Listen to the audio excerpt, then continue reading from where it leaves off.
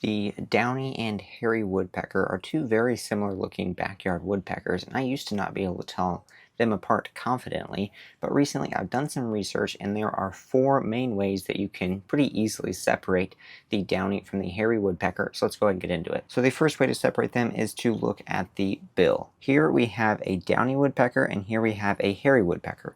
Now the downy woodpecker has a really small bill, especially proportionally when compared to the hairy woodpecker. Now I do have three other ways to separate them, so if this isn't making sense or you didn't get a great look at the bill, those should help you be able to separate it. But a good rule of thumb generally is the hairy woodpecker's bill is roughly the length of its head, while the downy woodpecker's bill is about half the length of the head. I use this tool all the time to separate them, and I found that it's really helpful if you can get a good look at the bill. You can just gotta imagine it moving that bill over on the head and seeing if it covers most of the head or all of the head, then it's probably a hairy woodpecker. If it covers about half the head, then it's going to be a downy woodpecker. The second way to separate the downy woodpecker from the hairy woodpecker is size. The downy woodpecker is noticeably smaller than the hairy woodpecker. Sometimes size can be hard to judge, but this can be a helpful supporting field mark if you happen to see them, or if you study them enough and just watch them in your backyard, you will eventually know about the size that a downy woodpecker is and the size that a hairy woodpecker is, because it is kind of noticeable, especially if like a downy woodpecker flies into your feeder and then a hairy woodpecker comes in later. You should be able to tell. Also, one of the, I think, coolest ways to separate them is by behavior and habitat. Since the downy woodpecker is a smaller woodpecker, it's not going to be found in some of the areas that a hairy woodpecker is. So downy woodpeckers like to perch on smaller branches that are just too small for hairy woodpeckers, and they seem to be a little bit more comfortable around feeders. So if you have a suet feeder set up, or maybe even just sunflower seeds, a downy woodpecker is a lot more likely to come in. That said, however, a hairy woodpecker can still come into your feeders, so you can't separate them by that alone.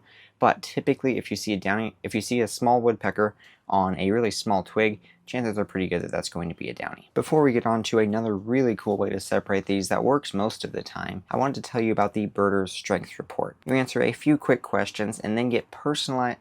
How it works is you answer a few quick questions and then get personalized results on what you're good at with birding and where you can improve.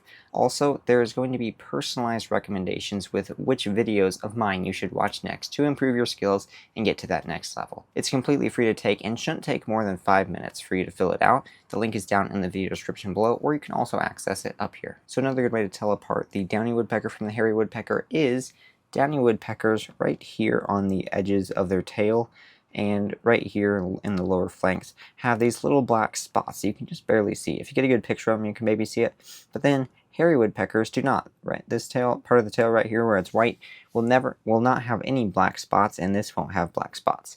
However, for whatever reason, there are a few hairy woodpeckers that have a few black spots right there.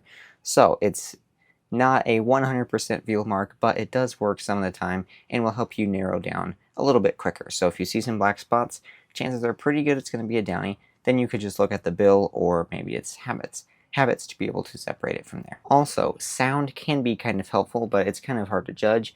Using Merlin, you can probably be able to tell them apart by sound. Downy woodpeckers, their calls are slightly different. We're not going to go in depth to it here because they're not that different, but if you're listening really closely, you can be able to tell a difference. Again, the Merlin Bird ID app should be able to tell the difference pretty well, as they are a little bit different. So if you're ever hearing a woodpecker calling, you can go ahead and listen to the calls, and Merlin should be able to figure that out. As far as drumming goes, you really can't separate woodpeckers by their drum because the sound and pitch and stuff could be altered a little bit by what wood they're drumming on and other factors. And if you want a complete guide to identify every single bird in your backyard, go and click this video right here.